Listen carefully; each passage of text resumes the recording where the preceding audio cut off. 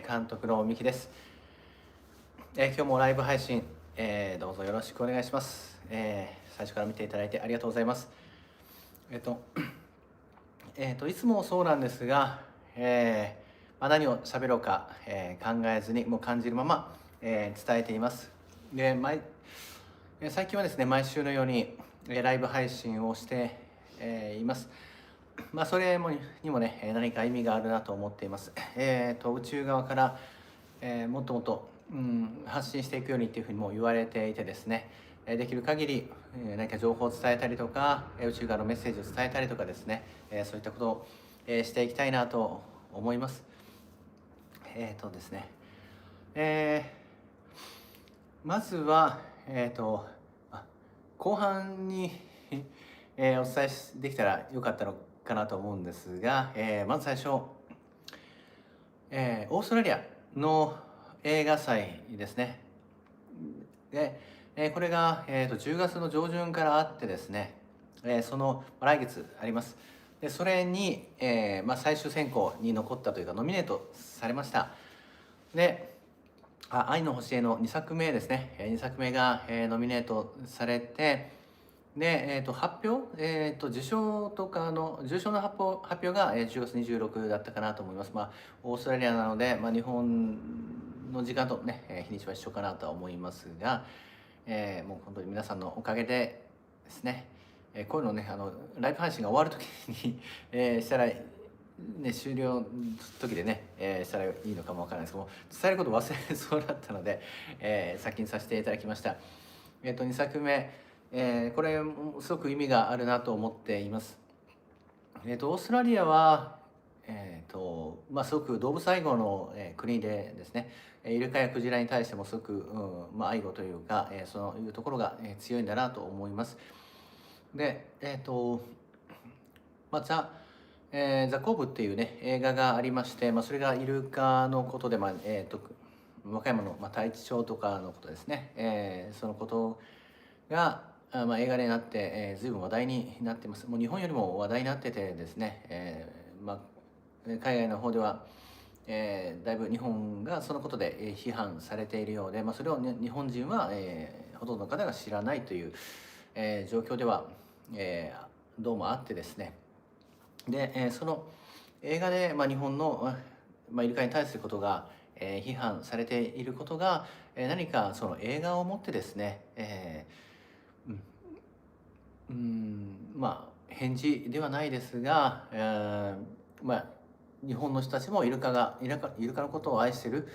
クジラのことを愛してるっていうふうに、何か映画からのメッセージとして海外の人にも、伝わると、いいなというふうに思っています。で、オンライン、今回はけど、そこに行かないと見れないっていうことではなくてですね、前回までは会場だけだったんじゃないかなとは思うんですが、で、写真も拝見して全然小さくない映画祭な感じがありました。でそこで、海外に向けて、シェアしていただくっていうのは本当に嬉しいなと思います。でこれでまた何かね、オーストラリアを中心として、動きがあったら、いいなと思いますし、韓国の映画も、ノミネートされてたりとかですね、国際的な、映画祭なんだと思います。またその情報もね、ですね、概要欄に、ひょっとしたら貼らせていただくかなと思うんですが、何かこう気づきの映画、日本語に直すと気づきの映画みたいなそういう映画が、インパクトがある映画がノミネートされるようなそういう映画を集めている、本当にこう愛のスタッフの方たちっていうイメージ、映画祭のスタッフ側のイメージがあります。オーストラリアは僕も、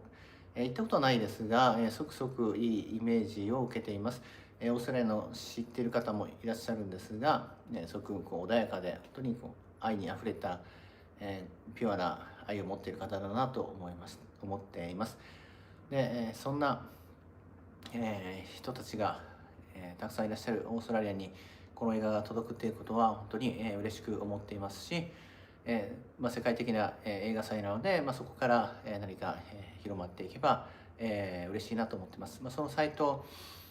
を、見ていただくと僕の、映画「愛の星」の2作目の、画像もね、ポスターというか画像もありますので、そこを見ていただけたら、嬉しいなと思います。ロシアのね映画祭でも、ノミネートされて、ロシアの大きな会場、とても大きな会場でも上映をしていただきましたが、どんどん、世界に広がるような、流れになっていることを、すごく、嬉しく思います。3作目、4作目どんなね、流れになるのかなと、思いますし、3作目がね、どういうふうにこう海外にまた、広がっていくのかとかですね、海外の方にも、どんどん届けていきたいなというふうにも思っていますし、4作目もそうですね、もっともっと向き合っていかないと、いけないという、状況です。もうしばらくするとですね、多分4作目の、日にち上映日が決まるんじゃないかなというところまで、来ています。それに向けて、なんでしょう、もう日にちが、大体目処がついているんですが、そこに向けてもう、日にちが入るとよりそこに向けて進むっていう感じになるので、気持ちが、高まってくるなと思います。一つなんでしょう、夢の叶え方で、日にちを入れるっていうのがいいのかなと思います。皆さんもどうでしょう、したいこととか何かね、夢とかあるかなと思うんですが、その夢を、いつかしたいなっていうよりはもういつするとか、それを決めていく、でそれに日付を入れていくっていうふうにすると、もっともっと夢が叶いやすいんじゃないかなと思います。そこっていうのは夢を叶える何かヒントなのかなと思います。そこに向けて進んでいくっていうところですね。で、僕の場合はやっぱり映画で何でも、そうですね、やっぱり僕の場合ゴールがないと、ある意味では締め切りっていうふうになりますが、ゴールがあることでガッとこうエネルギーが高まるっていうか、そういう感じです。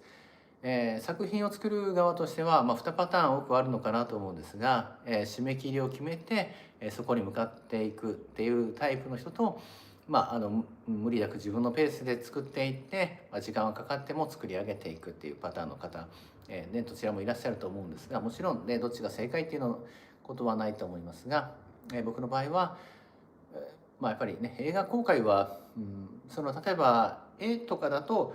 いつ完成してもいいっていうのがあるかもわからないですけど、お客さんからの依頼の場合は別かもわからないですけど、映画はやっぱりね、見ていただく方がいて、事前に公開、そのイベントを決めてっていうような形になりますし、日にちを決めるっていうことはある意味大事なのかなと思います。日にちが決まると、どんどん僕の気持ちが、高まってきますし、それに向けて、やっぱり日をどうしていこうかなっていう、ところはあります。ヨーロッパに撮影に、行くことも決まっていますし、その、費用がねまだ生み出せていない状況ではあります。とりあえずね、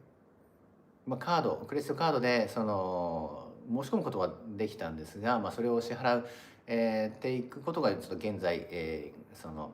賄えていないというような感じです。そこだけではなくて、今後の、生活費、全般、本当にたくさんの費用がかかってきます。それに対して、ライブ配信でもね何度かお伝えさせていただいていますが、エンドロール映画のエンドロールのねご支援であったりとか、エンドロール掲載費としてですね1万円以上、個人の方であれば1万円以上のお申し込みで、お名前掲載、させていただいて、いますし、そのあたり、概要欄でまた案内させていただきますが、こちらを見ていただけたら嬉しいです。オンラインのショップで、水書であったりとかですね、写真であったりとかですね、あとは毎日行っている遠隔ヒーリングであったりとか、あとはワークとかですね、何かいろんな形で応援していただけたら嬉しいなと思います。日にちが決まるとですね、僕のまた集中力がガッと上がってきます。ちょっと普通じゃない感じでもうポーンとこう上がって、向かっていくんですが、まああの当然ではあるんですけども、日にちが決まって会場を押さえてですね、でそこで、映画ができてない、公開日に映画できていないというわけにはいかないので、主催もこちらではなくてですね、東京で、来年、大きくちょっと、イベント、大きな会場を借りて、というふうに、思っています。で、まだちょっとね、発表の許可をいただいていないので、その、主催していただく、ところのお名前もね、まだちょっと挙げれないかなと思っていますが、大きくイベントをしていただくと思います。ぜひ、来年その公開に、の日に参加していただけたら、嬉しいなと、思います。先週ワークショップ、今ここね伊勢のギャラリーで、ライブ配信しているんですが、ワークショップに、参加されていた方から、メッセージいただきました。とても幸せな時間でした。世界に広がる流れ、とても嬉しいです。おめでとうございます。4作目は一緒に作っている気持ちです。ありがとうございますっていう、かぼちゃどんちゃんさんですね。はい、ありがとうございます。伊勢で毎月のようにワークしています。本当に不思議な、時間でですね、特別なワーク毎回やっています。それも参加していただけたら、嬉しいなと思います。どうでしょう、この4作目に向けて今ももうどんどんこのお話ライブ配信でね話させていただいている時にどんどんいろんな広がりがあります。宇宙的なビジョン、視点になっていくんですが、その宇宙的なビジョンでいくと、地球での時間ってやっぱり短いなって思います。どうでしょう、宇宙の時間、宇宙がひょっと永遠じゃないかもわからないですけど、仮に永遠に宇宙が存在するとして、宇宙の時間からすると、地球の、誕生からの時間からすると、私たちの、この肉体を持っている時間っていうのはすごく短いなって思います。どうでしょう、宇宙をちょっと意識してもらって、宇宙の時間を感じてもらって、そこから今、地球の時間、皆さんが肉体を持っての、時間どれぐらい、違うかっていう感じです。宇宙の時間や地球のその誕生からの時間に比べると本当に私たちが肉体を持って生きるっていう、時間っていうのはもう本当にもう一瞬のように、短くてですね、そこで何をできるかっていうところが、大事なのかなと思います。今日もね、午前中は、個人セッションでヒプノセラピーを、していました。そこからも、メッセージが、インナーチャイルドとあってですね、そのインナーチャイルドが、好きなことを、やっていくといいよ、やりたいことを、やっていってねみたいな感じで、それがあなたの役目だからみたいな感じの、メッセージをその、クライアントさんは受け取っていました。私たちがもっともっと、本当はその、やりたいことというか、やるべきこと、その魂の約束という感じかなと思うんですが、魂が本来やるべきことを、どんどんやっていくといいんだなと思います。私たちはその日常的な視点に、そこばかりに目を向けてると忘れがちになるんですが、やっぱり、命っていうのは、肉体を持ったその、命っていうのはやっぱり限りがあってですね、で、それは、悲しいとか辛いということではなくてですね、全てに意味があってというふうに思います。肉体を脱ぐ時、全ての人にやっぱり来るわけですが、それにも意味があって、そこも、学びであって、でその、人生で何をできるかっていうところ、今すごく大事なんだなと思います。それを、毎日意識するのは難しくても、時々ですね思い出していくと、私たちに何かスイッチが入るんじゃないかなと思っています。僕は本当にもう毎日意識してます。僕がやるべきこと、地球にやっぱり伝えて、できる限り、変えていく。それは、僕の何か役目を感じていて、それは全ての人に役目があってですね、僕には僕の役目があって、それをやっていく、果たしていく、宇宙との約束であってですね、そこをやっていくといいんだなと思っています。それをできる限り軽やかで楽しみながら、やっていけるとすごくいいんだなというふうにも思います。ただなかなかね、楽しいだけ、でないことも多かったりします。よく宇宙的な役割をね、されるっていう方が言われるのが、宇宙がギリギリとかですね、本当に大変でもう本当にもうやっていけないとか、そういうところまで追い込まれて、そこでなぜか宇宙のサポートが入るっていう、本当にお決まりのような、感じだったりするかもわからないですが、もうその追い込まれる感じをね、やめてもらいたいなというふうに、思ったりします。本当にギリギリだったりするんですが、それでも僕の意識、皆さんのね意識もできる限り変えてもらって、宇宙の役割をするのが大変っていうことも手放してもらうといいのかなというふうにも思います。先ほどのね、かぼちゃんとどんちゃんさん、オンラインサロンにね、入っていただいてありがとうございます。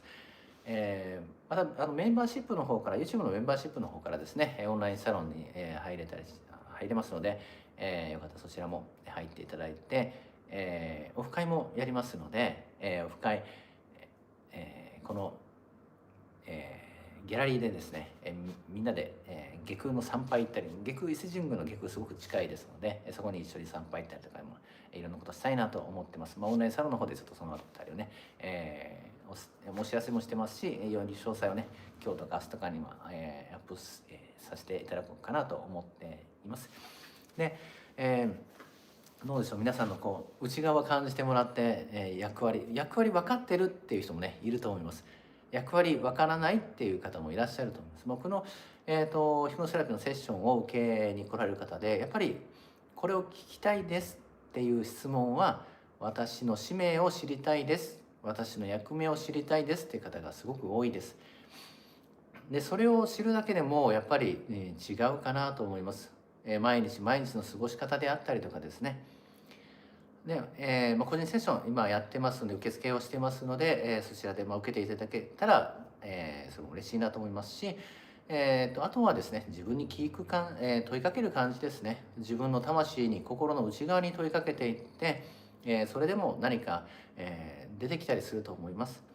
その感覚を信頼してもらって、自分の役割思い出したり、感じてもらって、それに進んでいくといいのかなと思います。今、全ての人がある意味では、地球を救うとか、地球での人生を楽しむとか、その地球での人生を楽しむだけで地球のためになっていたりとか、要は全ての人が地球を良くするとか、そういったところで選んで地球に来てるかなと思うので、そこを思い出してもらうと、どんどん人生が変わってくると思います。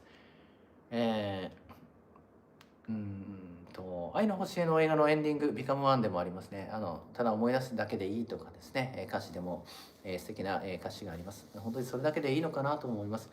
何も無理もしなくても、ただ思い出すだけでいいと。もう魂は全てを知っているっていう感じです。僕の中でどんどん、魂の記憶が戻っているような感覚があります。魂の記憶が、どんどん思い出されていってですね、不思議な感覚があります。どんどん自分がやらないといけないんだなっていうその役目のところを思い出したりとかですね、それにあたっての何かより強さが生まれたりとか、向かっていくっていう感じです。4作目、日にちね発表できるのが、来月ぐらいには発表できるんじゃないかなと思うんですが、僕もまだ、わからないというか、ちょっと会場の関係でいつになるかはちょっとまだ、分かってないんですが、今、会場ね、これから選んで、もらって、決まっていく流れなんですが、楽しみです。どんな映画になるのか、だから僕の何か全てをかけて、作っていくっていう感じだなと思います。とにかく心を開いてフラットにしていって、植物と、対話をしながら作っていく感じかなと思います。植物からのメッセージ、それがテーマの映画になります。植物からのメッセージ、僕は、もっともっと、山に入っていったりとかですね、そういった日もね、多くなってくる、何度かあるんじゃないかなと思いますし、撮影、行きたいなと思っています。えー海外でのね、自然の風景も入れたいなとは思っているんですが、それが、費用も大きく発生するので、どこまでどうかはわからないですが、抑えることなく感覚のまま、作りたいなと思ってます。海外での撮影が、もし必要であれば、やっぱり、遠慮なく、行くべきだなと思いますし、僕は、もっともっとそのお金のことも信頼するっていうところが大事なのかなと思います。宇宙を信頼する、僕は、お金の方でね、そこが完全に信頼ができていないのかもわからないですけど、そこも自分は向き合っていって、お金の意味でも大丈夫、宇宙が、きっと、用意してくれるというか、宇宙の役割をしていくと必ず、お金も、宇宙が、用意してくれる、そこを信じれるかどうかっていうところかなと思います。ただ、現実的なね支払いであったりとか、見ていくと、どうしてもその、不安っていうの不安の気持ちもね出てきたり、するので、そこを外していくか、どう外していくかっていうところ、どう向き合っていくか、これは皆さんもそうかなと思います。皆さんの中でもひょっとするとなかなか手放せてない思考であったりとか不安であったりとか、そういうのがあるのかもわからないです。でもやっぱりそれをこう今お話ししていきながら感じるのは、その不安をなんか抱きしめていくっていう感じですね。それがすごく伝わってきます。だからその不安を無理して、解消しよう、こう思考をコントロールしてその不安を手放そう、そうではなくて、その不安を抱きしめて自分の愛で溶かすっていう感じですかね。だから、それを、僕はやっていくべきなんだなと思いました。僕の中にお金の、不安とかブロックが、あるとすると、それを無理に手放そうというより、意識で手放そう、何かのテクニックで手放そうではなくて、そこの不安を自分は抱きしめる感じとか、その不安に愛を向けるとか、そういうところなのかなと思います。今こう意識でお金のね、その不安の部分、そのエネルギーに愛を送るとか抱きしめるっていう感じでイメージすると、不思議と泣きそうになるので、今はやらないようにしようかなと思うんですけど、そういうトラウマに、向き合っていって解放しようとすると不思議に涙が出たり、することって多いんですね。でもそれが、涙とともにね、浄化されていったりします。このね、ライブ配信でね泣きながら、浄化してたら、ちょっとね普通ちょっとおかしな映像になってしまうので、今はちょっと抑えたいなと思うんですが、ライブ配信終わったらですね、やってこの伊勢の、ギャラリーで、一人で泣いてるかもわからないですけど、でも、この後はですねちょっとオンラインサロンの、方でですね、誘導瞑想、ライブ配信の後は誘導瞑想したりしますので、終わってもすぐは、気は抜けないというか、そういうふうにね、泣くことはできないんですけど、全部もう何か、楽しんでいけたらいいなっていうふうにも思ってます。もうこのライブ配信もね僕はすごく、楽しみというか、もう何も考えずに喋り始めるんですが、なぜかもう必要なメッセージがどんどん浮かんできてですね、最後はもっともっと、話したい、伝えたいという気持ちが、出てきます。今日の一つのところはそこですかね。僕の中で僕がいつもこうメッセージが降りてくるとか感覚は左上のあたりから来るんですけど、そこの、存在というか何かがその不安のエネルギーとか、いろんなブロック、それを抱きしめるというふうにするといいというところですね。愛を送るとか、そういうふうにしていくといいっていうことを、伝えてくれています。皆さんもどうでしょう。皆さんの中で何か、いろんな抵抗感があったりとか、不安心配とか、そういったところがあったら、その深いところを感じていって、それを抱きしめるような感じですかね。それに対して愛を送るとか、不安な自分も受け入れてそれに愛を送って、そういうふうにしていくと、不思議に何かそこの不安のエネルギーが溶けていったりします。そこで、一人でやるといいかもわかんないです。グループでももちろんいいんですけど、あの家族で、家族がびっくりするかもわからないです。こうドア開けたら急に泣いてるとかですね、浄化で、泣いてるとか、そういうふうになるかもわからないので、一人の時間、集中できる時間にやるといいかなと思いますし、もちろん、ペアでやったりとか、グループでやったりとか、何人かでね、一緒にやるっていうこともすごくいいなと思いますし、そこですね、今日の、僕が話ししながらすごくもう、強くきた、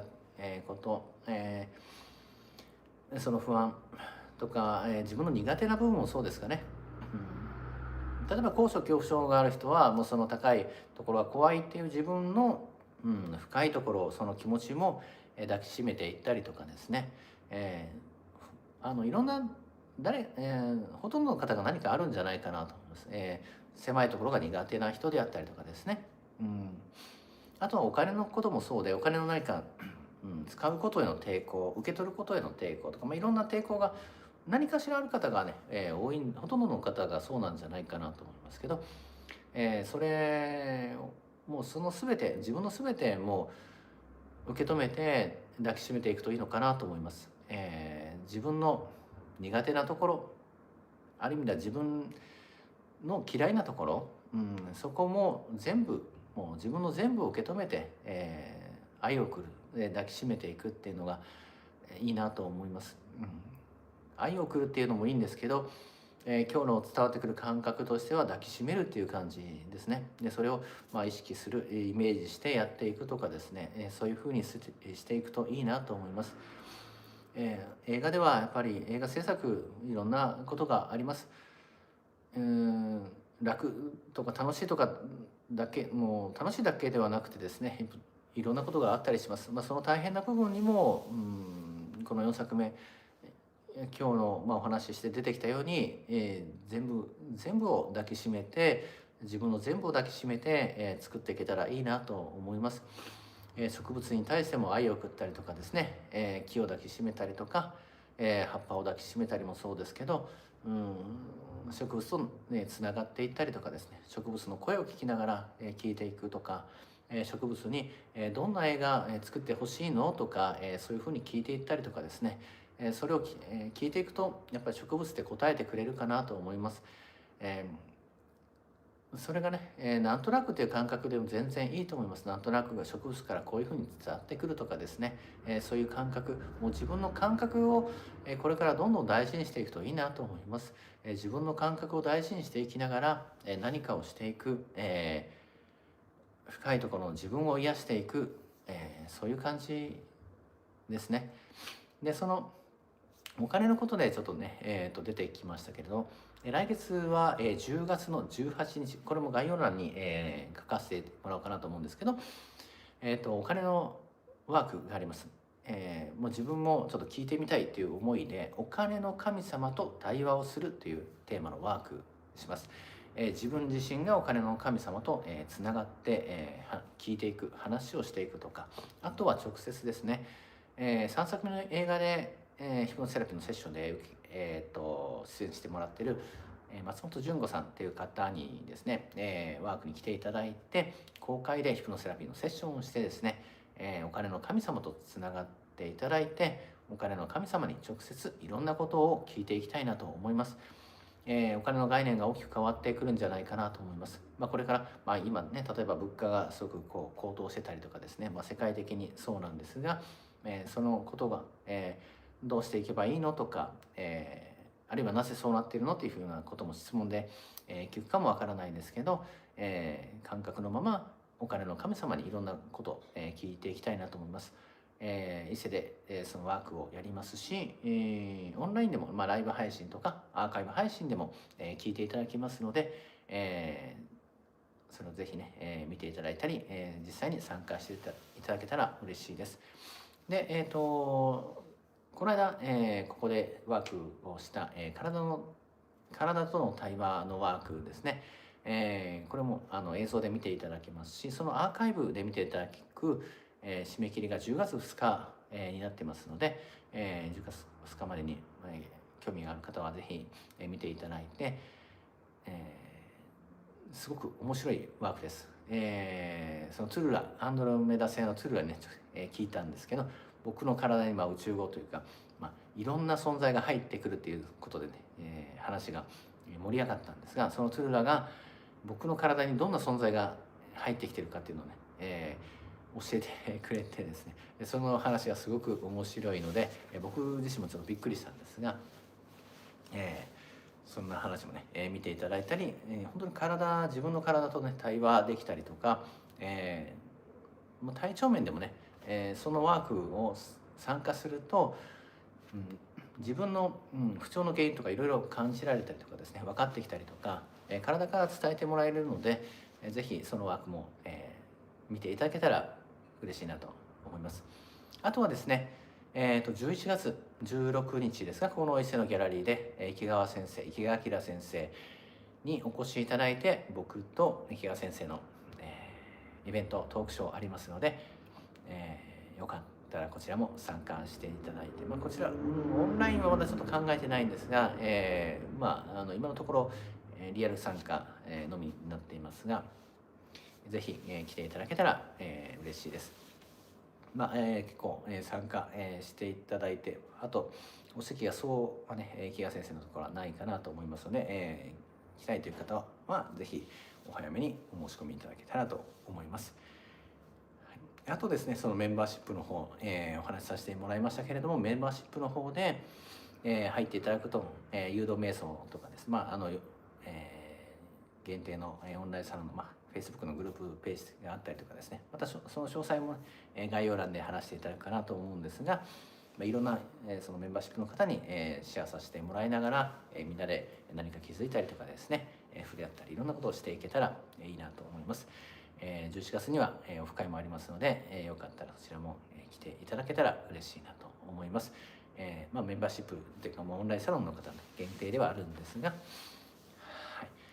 そんな感じで、あっという間に、30分ね、過ぎたり、していて、本当に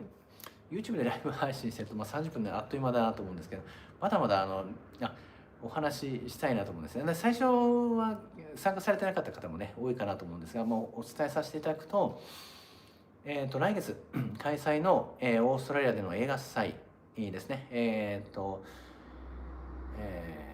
タイトル今すごくど忘れしてるんですが、ですね、映画祭の名前、出てこないんですが、